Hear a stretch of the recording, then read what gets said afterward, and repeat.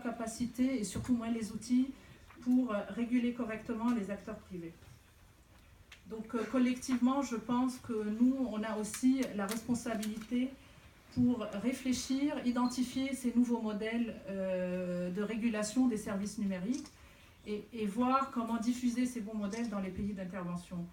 Cette innovation aussi appelle, à mon avis, une collaboration renforcée entre la recherche académique, la recherche appliquée, les projets pilotes et les échanges de savoir-faire entre pays du Sud et pays du Nord. Alors, le deuxième point que je vais aborder concerne la place du numérique dans les transitions sectorielles et au service de l'atteinte des objectifs de développement durable.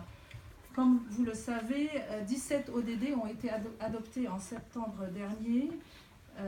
parmi lesquels un des ODD, c'est l'accès pour tous à Internet en 2020. Alors, au-delà de cet objectif d'accès, le numérique doit nous permettre d'atteindre plus rapidement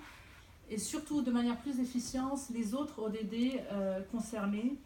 avec des innovations dans tous les secteurs de l'économie, que ce soit l'énergie, le transport, l'éducation, la santé, etc., l'agriculture. Alors nous, le rôle des bailleurs comme l'AFD et la Banque mondiale, c'est bien évidemment de faire en sorte que le numérique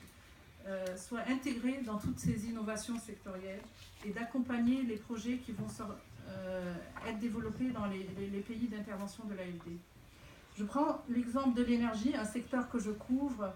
pour vous signaler simplement les effets bénéfiques du numérique dans ce secteur.